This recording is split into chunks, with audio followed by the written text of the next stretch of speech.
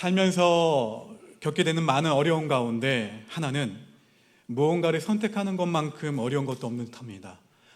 사실 오늘 느헤미야 시리즈 마지막 말씀이 될 텐데요. 우리 아이들에게도 되게 중요한 말씀이 될 거예요. 우리의 삶은 매 순간 작은 선택을 통해서 이어져 갑니다. 오늘 우리의 모습은 과거의 선택을 통해서 이루어진 것이고, 그리고 지금 우리의 선택을 통해서 다가오는 2025년의 미래가 열릴 거예요. 그런데 이 선택이 어려운 이유는 무엇이 올바르고 무엇이 유익한 선택인가가 분명하지 않기 때문입니다. 옳은 선택과 유익한 선택이 항상 일치하는 것은 아니에요. 두 가지 모두를 충족시키면서 현명한 선택을 하기를 원하기 때문에 선택이 어렵다는 거예요. 아마 여러분도 선택에 대한 상처와 추억이 있을 겁니다. 그때 내가 바른 선택을 했기 때문에 오늘 나의 삶이 아름답게 되었구나. 또는 그때 내가 잘못 선택해서 내 삶이 어려움을 겪고 있구나. 이렇게 자신의 선택을 되돌아보게 된다는 것이죠. 그래서 지도자에게 가장 중요한 덕목으로 많은 사람이 서슴지 않고 비전과 분별력을 꼽습니다.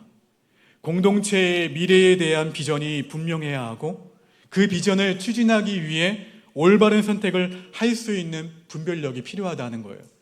주어진 삶의 조건을 어떻게 분별하고 어떻게 해석하느냐에 따라 선택의 결정도 달라진다는 거예요. 바른 분별을 하는 사람이 바른 선택을 할 수가 있습니다. 개인의 차원에서나 공동체의 차원에서나 상황을 분별하고 옳은 선택을 하는 것은 사실 작은 문제가 아니에요.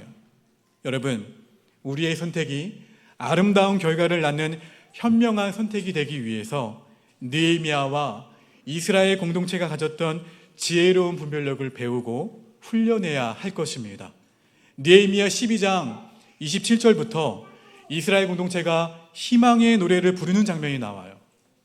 140년간이나 황폐했던 예루살렘 성에 성벽이 세워지게 됩니다.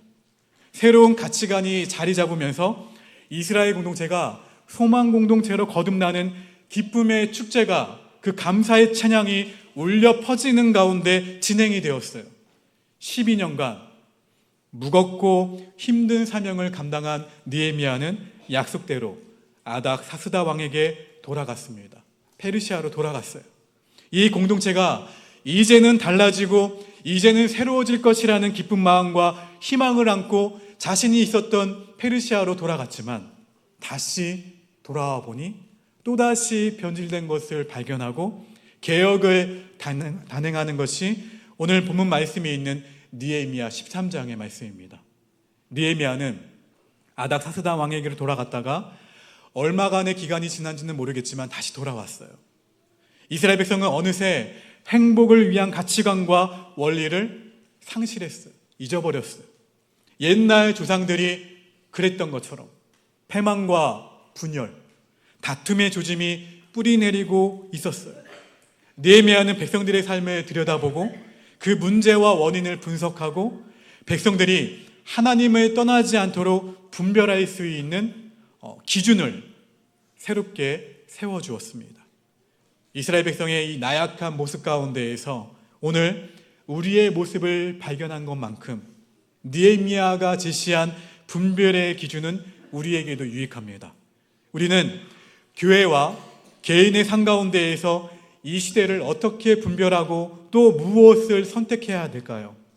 이 공동체가 하나님이 주신 축복을 이어갈 수 있는 비결, 그리고 받은 축복을 축복으로 간직할 수 있는 삶의 원리, 새롭게 회복할 것들은 무엇인지 말씀을 통해 살펴보겠습니다.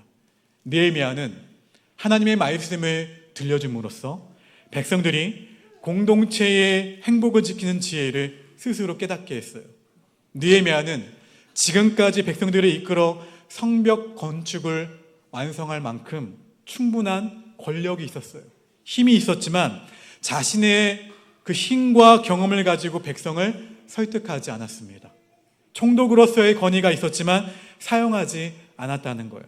다만 무엇을 했냐면 하나님의 말씀을 들려주었어요. 느헤미야 13장 1절 말씀 화면을 보고 읽겠습니다. 시작.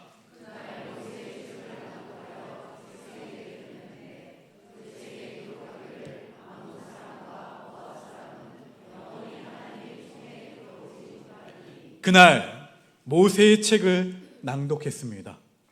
평범하게 살아가는 사람들은 특별한 철학이나 사상 없이 그저 그렇게 살아가는 것 같지만 사실 우리는 다 보십시오. 모두 자기 나름의 기준을 가지고 살아가고 있습니다. 우리가 살면서 터득한 지혜를 가지고 내가 스스로 선택한 삶의 기준인 것이죠. 이 기준은 어려움이 닥칠 때마다 흔들립니다. 그리고 어려움이 닥칠 때마다 왔다 갔다 해요. 변해요. 그리고 옛날에 저 교회에 잘 나왔어요. 근데 지금은 쉬고 있어요.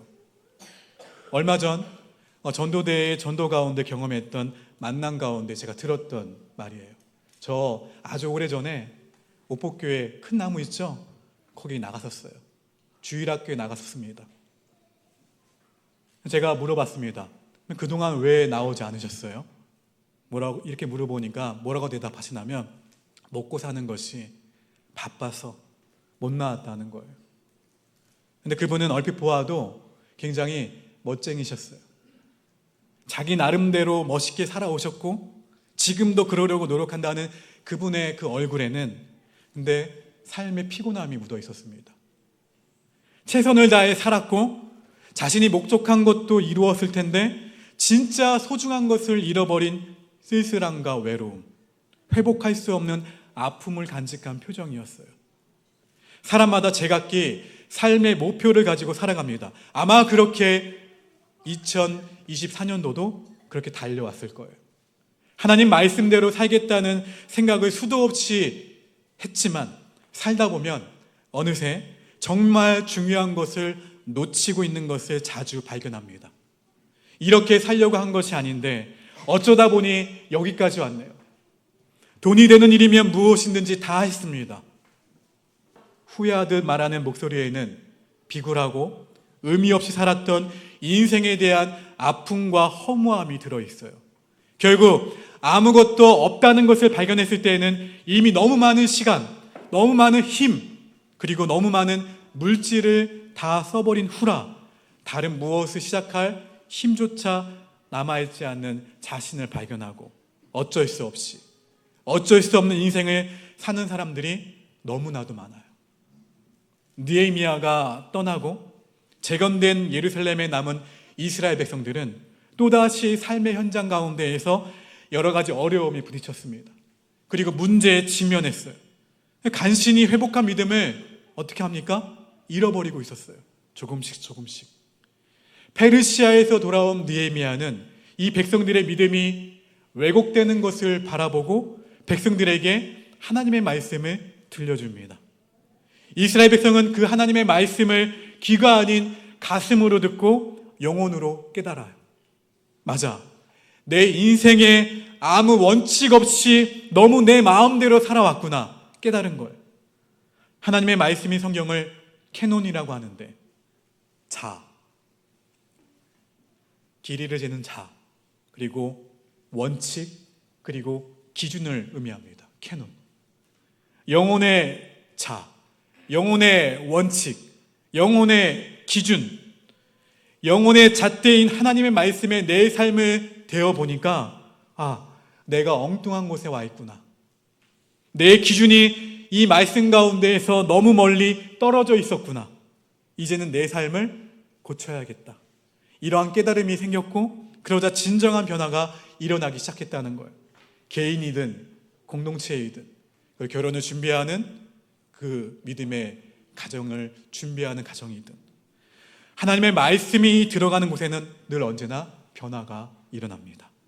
시편 1편에서 정말 행복한 사람은 누굽니까? 시절을 쫓아 과실을 맺는 사람이라고 했어요. 시절을 쫓아 과실을 맺는 사람이 행복한 사람이라고 성경은 말합니다. 젊을 때는 젊을 때의 열매를 맺어야 돼요.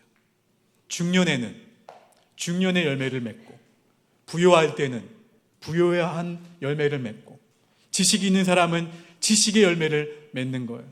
마찬가지로 가난할 때에는 가난할 때 맺어야 할 열매를 맺고, 병들었을 때에는 병든 사람이 맺어야 할 열매를 맺는 사람이 행복한 사람이라는 거예요.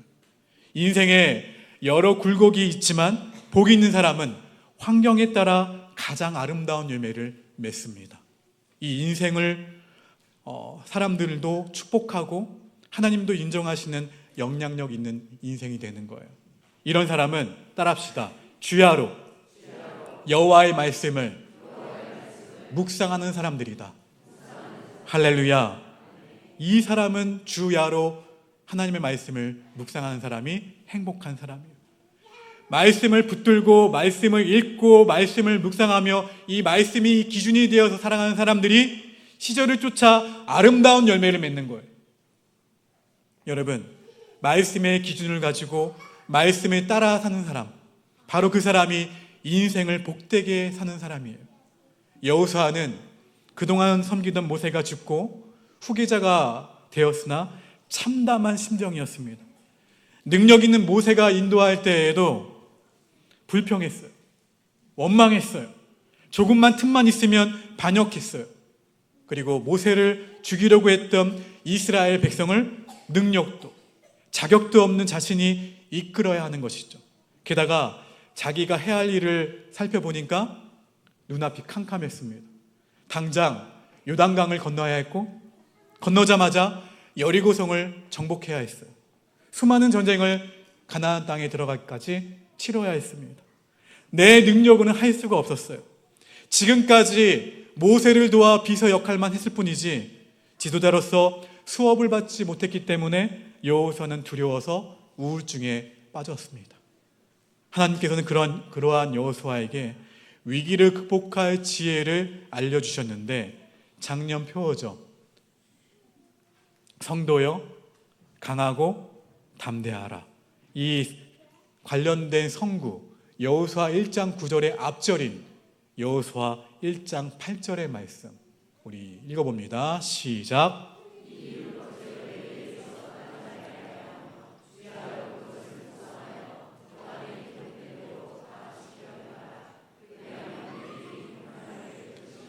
내가 형통하리라. 아멘. 이 말씀 이후에 여호수아는 자신의 연약함을 바라보지 않았어요. 그리고 환경도 바라보지 않았습니다. 앞으로 어떠한 일이 자기를 기다리고 있는지 따져보지도 않았어요. 오직 무엇만 의지했습니까? 하나님 말씀만 의지했어요.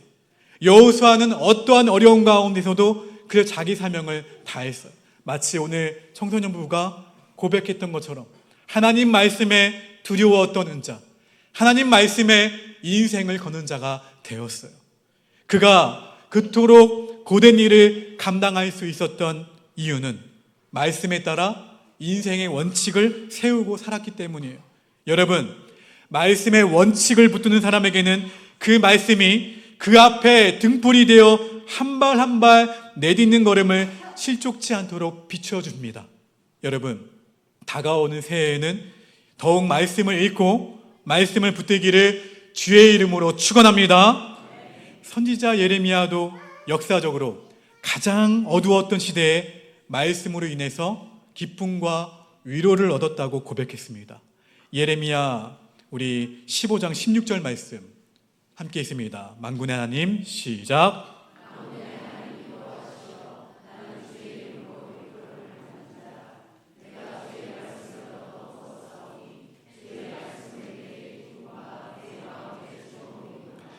여러분, 우리 청소년부 친구들, 어린이부 친구들, 얘들아, 행복은 어디에 있는 것이 아니라 하나님이 주시는 것이 행복이야. 하나님이 주시는 것이 행복. 하나님의 말씀을 인생의 기준으로 삼고 그 말씀을 쫓아서 말씀을 지키는 인생에게는 하나님은 행복을 지킬 수 있는 원리를 주신다는 거예요. 여러분, 공동체의 행복을 지키는 사람으로 세우신다는 거예요. 말씀은 바로 느헤미야가 이스라엘 공동체에게 깨닫게 한 분별의 방법이었고 분별의 지혜였습니다. 여러분, 이스라엘 백성이 잘못된 길로 들어선 것은 역사의 교훈을 상실했기 때문이에요. 느헤미야는 역사를 통해 그 영적인 교훈을 얻었고 분별의 지혜를 얻었습니다. 느헤미야 13장 1절과 2절의 말씀 같이 읽어봅니다. 시작.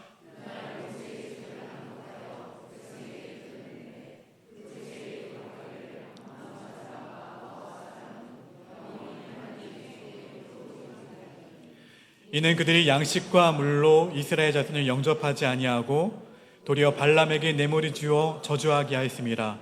그러나 우리 하나님이 그 저주를 돌이켜 복이 되게 하셨다 하였는지라.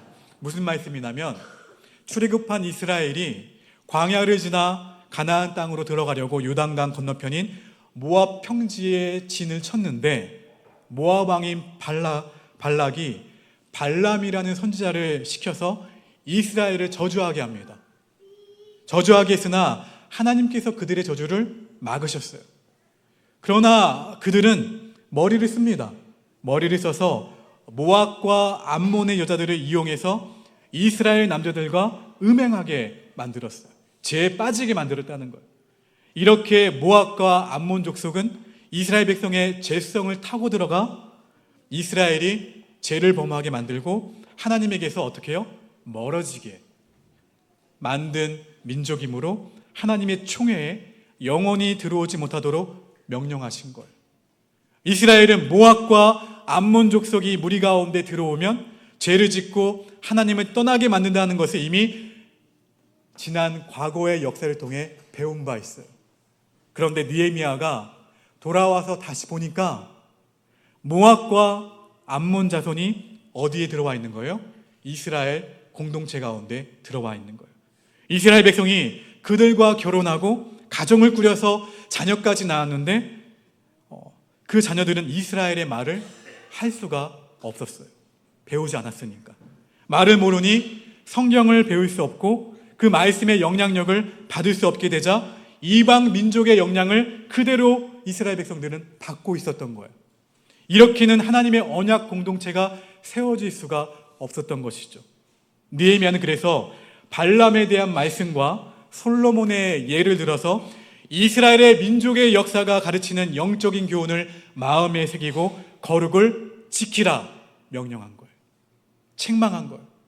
그리고 이스라엘 백성은 느헤미야의 거룩을 지키라라는 이 책망을 듣고 하나님의 율법을 듣고 곧 그들 가운데 있었던 이방인 무리를 완전히 분리해 냅니다. 느헤미야 13장 3절의 말씀입니다. 같이 읽어봅니다. 시작.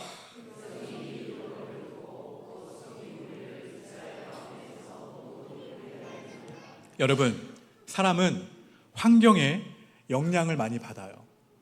아무리 훌륭한 사람이라 할지라도 누구의 말을 듣느냐에 따라 사물을 보는 각도와 이해하는 감정이 달라질 수가 있어요. 이것이 결국에는 세계관이 됩니다. 세계를 바라보는 세계관이 돼요. 또 여러분의 고집과 아집이 될 수도 있어요. 내가 세속적인 가치관의 영향을 받는 자리에 있고 또 그러한 사람과 사귀고 있다면 거기서 나를 어떻게 해야 돼요? 분리해 내야 돼요. 그렇지 않으면 믿음의 사람, 하나님 앞에 구별된 사람으로 살아갈 수 없을 뿐만 아니라 공동체에 축복을 가져오는 사람이 될 수가 없다는 거예요.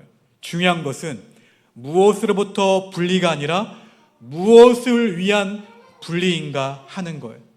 예수님의 삶을 보세요. 예수님은 하나님이 주신 그 당신의 사명을 제자들과 나누며 시간을 보내는 한편 혼자만의 시간을 절대적으로 비워서 하나님과 교제하셨습니다. 또한 세리와 창기와 병자들과 시간을 보내며 사랑하고 가르치고 치료의 역사를 베푸셨어요. 그리고 다시 제자 공동체 가운데 들어오셔서 제자들과 교제하면서 탈진된 자신의 삶을 어떻게 합니까? 회복하셨어요. 영성 운동을 하는 미국 공동체 중에 활발하게 사회 운동을 하는 한 공동체는 일정 기간 사회 봉사에 참여한 사람들을 다시 원래 있었던 그 믿음의 공동체 안에 집어넣습니다. 그 이유가 무엇일까요? 우리는 가난한 사람, 어려운 사람, 세리와 창기와 함께 거하며 선한 영향력을 끼쳐야 한다고 생각하지만 사실 그들과 함께 생활하면 그들과 동화돼요. 연약한 사람이기 때문에. 그래서 그 공동체는 그래서 봉사자들이 일정한 시간이 지나면 공동체로 다시 돌아가서 그 공동체 가운데에서 재충전하고 하나님 말씀으로 선한 영향력을 많이 받은 뒤에 다시 사회봉사에 참여하도록 권면하고 있어요. 사회운동을 하는 사람일수록 영성에 관심을 가져야 되는 이유입니다. 기도 생활을 철저히 하지 않으면 넘어지기가 쉽다는 거예요.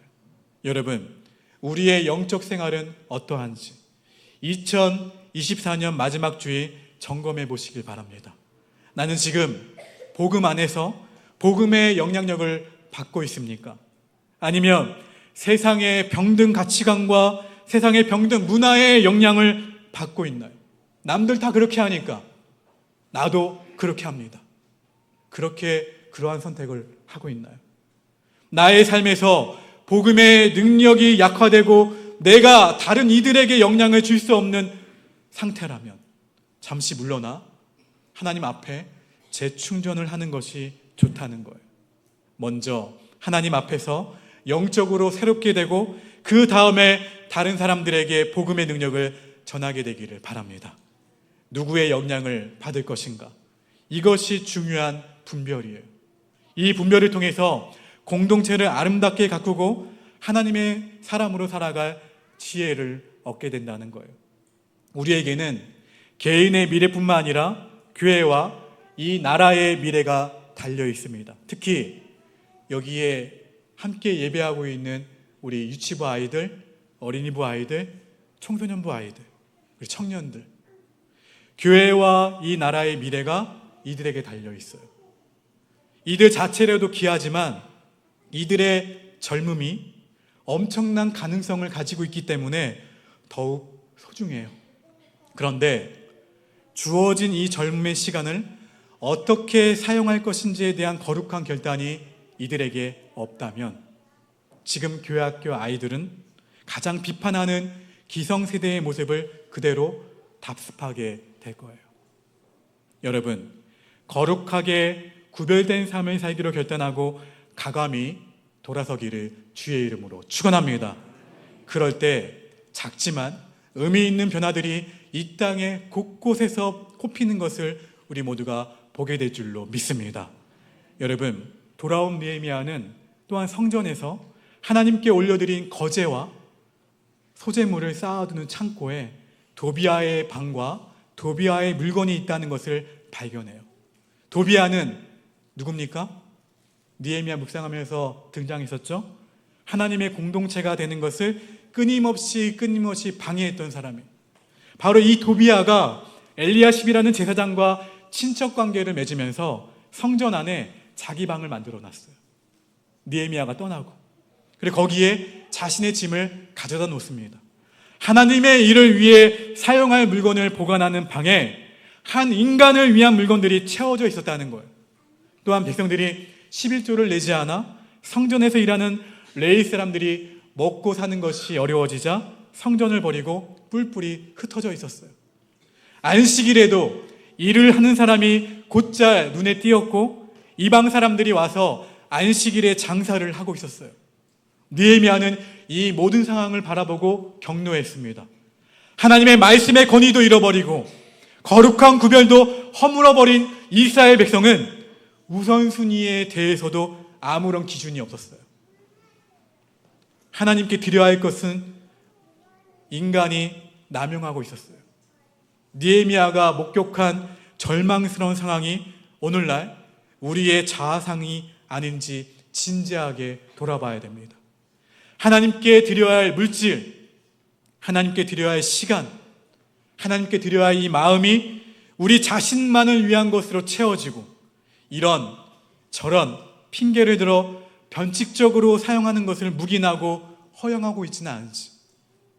느헤미야는 그 어떠한 것과도 타협할 수 없는 11조와 안식일의 우선순위를 가르칩니다. 11조와 안식일은 신앙의 전반의 부분을 진단하고 변화시키는 기본이기 때문이에요. 온전한 11조는 재정과 물질을 포함해서 자신의 전부가 하나님께서 주신 것이라는 사실을 구체적인 행위로 고백하는 거예요. 10분의 1을 하나님께 드림으로써 나머지 10분의 9도 하나님께 받은 것임을 고백하는 거예요. 이것이 11조의 원래의 정신입니다. 11조 외에 나머지는 마음대로 써도 된다는 것이 아니라는 거예요. 내 손에 있는 것이라도 내 것이 아니라 하나님의 것임을 아는 사람은 내 마음대로 쓰지 않아요. 죄를 위한 일에 쓰지 않아요. 하나님의 뜻을 늘 구하면서 그에 합당한 재원과 자원을 쓴다는 거예요. 많은 현대인들이 사실상 돈의 노예로 전락해서 돈을 추구하며 살아가지만 11조를 드리는 사람은 모든 것의 주인 되신 하나님의 물질을 관리하는 사람이 된다는 거예요. 그리하여 내게 맡겨주신 물질로 하나님의 영광을 드러내고 하나님의 목적을 이루는 일에 사용하게 됩니다. 안식일의 문제 역시 시간의 주인이신 하나님께 일주일 가운데 이 하루를 온전히 드리며 하나님과 교제함으로써 우리의 모든 시간이 주님께서 허락하신 시간임을 고백하는 거예요. 현재 우리는 안식일을 지키지 않죠. 안식일에 여러 가지 율법도 폐지되었지만 주일에 함께 모여서 예배를 드리고 매일 하나님과 개인적인 교제의 시간을 보냄으로써 하나님이 나의 삶의 주인이심을 고백하고 있어요. 여러분, 그런데 하나님과 보내는 시간을 아까워하는 사람은 자기에게 주어진 이 생명의 시간이 자기의 것이라고 생각하는 사람이에요. 하나님과 만나는 시간, 하나님과 교제하는 시간, 하나님과 예배하는 시간은 최우선순위를 두고 지켜야 할 거룩한 시간입니다. 우리 자신이 세상의 영향으로부터 거룩하게 구별되어야 되듯이 하나님을 예배하는 시간도 다른 용도의 시간들과는 거룩하게 구별되어야 된다는 거예요. 하나님께 친히 일주일 가운데 하루를 구별하셨어요. 우리와 교제하시기 위해 구별하신 시간이에요. 하나님을 기쁘시게 해드리고자 하는 사람이라면 이 주일, 이 하루는 하나님께 온전히 예배드려야 합니다. 교회에서 교우들과 함께 예배를 드리고 주일에 예배 후에는 소외되고 어려운 사람을 찾아가고 섬기는 것도 하나님을 예배하는 거예요. 교회 학교 교사로 또 맡은 바 여러 가지 역할들로 우리 모두가 하나님을 섬기는 것도, 또 신앙 안에서 코이노니아, 성령 안에서 우리가 예배 후에 점심을 같이 먹고 함께 교제를 나누는 것도 주님께서 기뻐하시는 일이에요. 주일을 거룩하게 구별하여 하나님께 드리면 주님께서 허락하신 다른 시간도 헛되이 버리지 않게 된다는 거예요. 이렇듯 무엇이요? 분명한 기준이 공동체 안에 세워져야 합니다. 반드시 지켜야 할 우선순위가 공동체의 모든 사람에게 이해되고 동의되어야 돼요. 느헤미야는 11조와 안식일의 우선순위를 백성에게 설득하고 가르치는 과정 가운데에서 꾸준히 기도를 병행했어요. 느헤미야 13장 14절 말씀 읽어봅니다. 시작.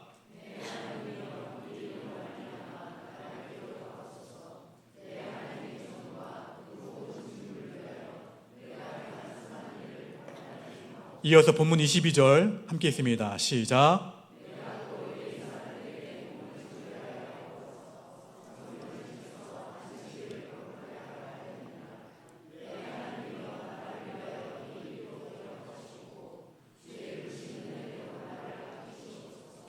느헤미야는 왜 기도하면서 이 일을 했을까요?